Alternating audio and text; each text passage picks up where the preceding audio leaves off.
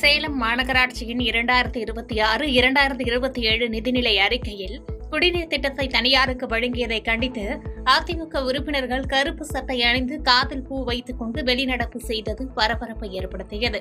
பின்னர் செய்தியாளர்களுக்கு பேட்டியளித்த மாநகராட்சி அதிமுக எதிர்க்கட்சித் தலைவர் யாதவ் மூர்த்தி, சுமார் 3595 கோடி ரூபாய் பற்றாக்குறை கொண்ட இந்த பட்ஜெட் மக்களுக்கு எந்த பயனும் அளிக்காது என விமர்சித்துள்ளார். கொள்ளையடிக்கணும், திங்கணும், அதுக்கு என்ன வழி? அப்படிதான் இந்த 136 பக்கம் அஜெண்டாவில் கொடுத்துருக்காங்க. போடி நாயக்கம்பட்டி ஏரி 19 கோடி ரூபாயில சீரமைச்சதா சொல்லி நேற்று முதலமைச்சர் திறந்து வச்சிருக்காரு. அந்த ஏரி போய் பாருங்க, ஒரு 6-7 கோடி ரூபாய் கூட செலவாயிருக்காரு. 19 கோடி ரூபாய் அவங்களுக்கு வேண்டியப்பட்டவங்களுக்கு விட்டு இவ்வளவு பொருட்களையும் பணத்தையும் கொள்ளையடிச்சிட்டு போறதுக்கு இந்த மாநகராட்சி நிர்வாகம் ஒரு துணையா இருக்குது.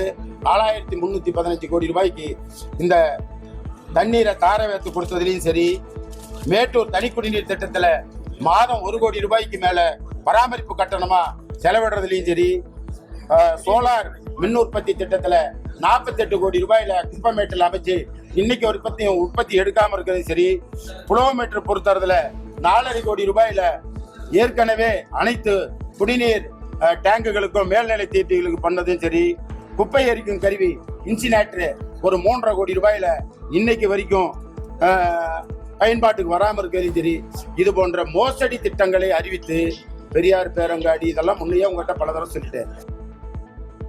மயிலாடுதுறை மாவட்டம் செம்பனார் கோயில் காவல் நிலையத்தில் புகார் அளிக்க சென்ற பெண்ணை ஜாதி பெயரை சொல்லி இழிவாக பேசியதாக ஆய்வாளர் கருணாகரன் மீது மாவட்ட எஸ்பியிடம் புகார் அளிக்கப்பட்டுள்ளது.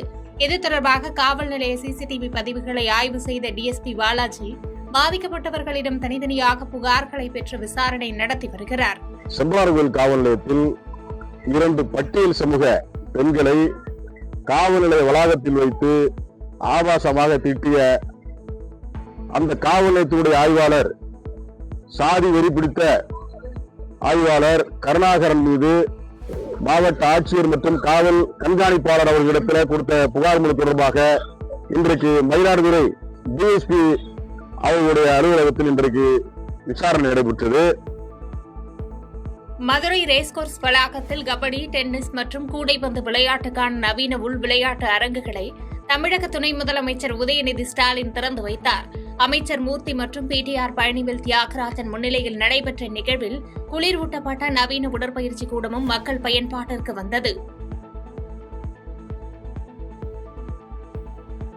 காஞ்சிபுரம் மாவட்டம் உத்தரமேரூர் சட்டமன்ற தொகுதிக்குட்பட்ட பகுதிகளில் சட்டமன்ற உறுப்பினர் சுந்தர் தனது தொகுதி மேம்பாட்டு நிதியிலிருந்து கட்டப்பட்ட சமுதாய கூடங்கள் மற்றும் நிழற்குடைகளை மக்கள் பயன்பாட்டிற்காக திறந்து வைத்தார். மேலும் தமிழக முதலமைச்சரின் பிறந்தநாளையொட்டி மாகரல் கிராமத்தில் பொதுமக்களுடன் 73 கிலோ எடை உள்ள கேக்கினை வெட்டி பொதுமக்களுக்கு வழங்கி பிறந்தநாள் விழாவை கொண்டாடினார்.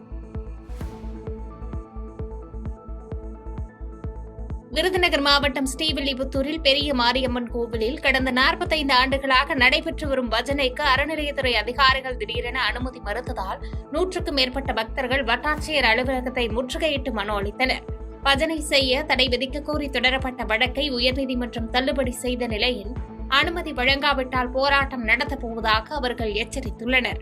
45 வருஷமா பஜனை நடத்துறதுனால இந்த அரசாங்கத்துக்கோ அந்த கோயிலுக்கோ அந்த ஈவோக்கோ எந்த விதமான இடையூறுகள் கிடையாது, எந்த விதமான எஃப்ஐஆர் கிடையாது, சிஎஸ்ஆர் கூட கிடையாது, எந்த விதிமீறலும் கிடையாது.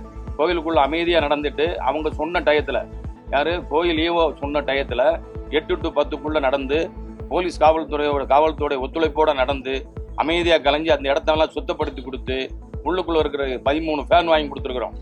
அந்த இடத்துக்குள்ள விஷயங்கள் கம்ப்யூட்டர் எல்லாமே செஞ்சு கொடுத்துருக்காங்க. கோயிலுக்கு தேவையான அத்தனை வசதிகளும் செஞ்சு கொடுத்துருக்காங்க அந்த பஜனை குரூப்பு. அப்படி இருந்தும் கூட காழ்ப்புணர்ச்சியினுடைய காரணமாக இந்த ஈவோ அம்மா பண்றாங்க. இந்த ஈவோ அம்மா ஏதோ ஒரு மனசுல வச்சுக்கிட்டு வேற திட்டம் இன்னொன்று இருக்கு, அதை வெளிப்படையாது ஆதாரம் இல்லாமல் சொல்ல முடியாதுங்கிற காரணத்தினால அதை நிறுத்திக்கிட்டு இருக்கோம். அடுத்த தடவை சொல்றோம். இந்த நிகழ்ச்சியை நிப்பாட்டுறதுக்கு மீடியா அண்ட் ட்ரஸ்ட் ஒரு வால்போஸ்ட் வச்சு ஒட்டிருக்காங்க. ஆனால் அதில் ரிஜிஸ்ட்ரேஷன் நம்பரில் போலியோ ஒரு வால்போஸ்ட், நகரம் முழுவதும் போலியோ வால்போஸ்ட் ஒட்டிருக்காங்க. ஆனால் இந்த மீடியா, நீங்களே மீடியாக்காரங்க, நீங்கள் தயவுசெய்து நடவடிக்கை எடுங்க. ஏன்னா ஒரு ரிப்போர்ட்டரு ஒரு மீடியானா ஆத்தரைஸ் லெட்டர் வேணும், அந்த சம்பந்தப்பட்ட உயர் அதிகாரி லெட்டர் வேணும். எதுவுமே மொட்டைக்கட்ட சமீப காலமாக சிறுத்தூர் நகரத்தில் அங்கீகாரம் இல்லாமல் பல வால்போஸ்ட்கள் பல பேர் நிருபர் சொல்லி போலியாக நடமாடி கொண்டிருக்காங்க. தமிழக காவல்துறை முதலமைச்சர் ஐயா அவர்கள் கண்டிப்பாக தக்க நடவடிக்கை எடுக்க வேண்டும் வேண்டுகிறோம். திருவண்ணாமலை மாவட்டம் மங்களம் ஸ்ரீ போர்மண்ணலிங்கேஸ்வரர் கோவில் தேரோட்ட திருவிழாவில் தமிழக வெற்றிக் கழகத்தினர் மேலதாளங்கள் மற்றும் ஆடல் பாடல்களுடன் 15 அடி உயர பிரம்மாண்ட பூமாலையை ஊர்வலமாக எடுத்து வந்தனர். தெற்கு ஒன்றிய செயலாளர் சுரேஷ் தலைமையில் திரண்ட தொண்டர்கள் சுவாமிக்கு மாலை அணிவித்து தேரை வடம் பிடித்து இழுத்து வழிபாடு செய்தனர்.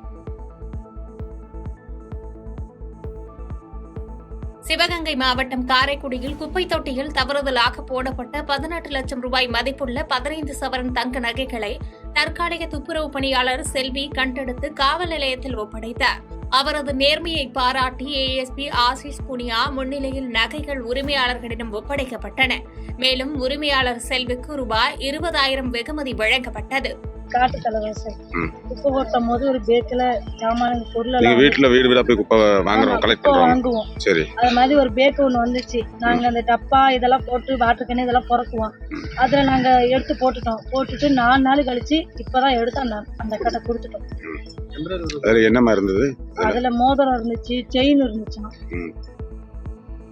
நீலகிரி மாவட்டம் கூடலூர் பகுதியில் உள்ள 31,500 ஏக்கர் நிலத்தை வனப்பகுதியாக மாற்ற தமிழக அரசு உச்சநீதிமன்றத்தில் தாக்கல் செய்த பிரமாண பத்திரத்திற்கு எதிர்ப்பு தெரிவித்து சட்டமன்ற உறுப்பினர் பொன் ஜெயசீலன் தலைமையில் ஊர்வலம் நடைபெற்றது. இந்த கண்டன ஊர்வலத்தில் பொதுமக்களின் வாழ்வாதாரத்தை பாதிக்கும் இந்த முடிவை திருத்தி அமைக்க கோரி ஆயிரக்கணக்கான மக்கள் கருப்பு கொடி ஏந்தி தங்களது எதிர்ப்பை பதிவு செய்தனர். கடலூர் மாவட்டம் பன்ருட்டி அருகே எலந்தப்பட்டில் உள்ள தேச மாரியம்மன் ஆலய மகா கும்பாபிஷேகம் வைத்தீஸ்வரன் கோவில் ஆதீனம் முன்னிலையில் விமர்சையாக நடைபெற்றது. இதில் ஆயிரக்கணக்கான பக்தர்கள் கலந்து கொண்டு புனித நீர் தெளிக்கப்படுவதைக் கண்டு தரிசனம் செய்தனர்.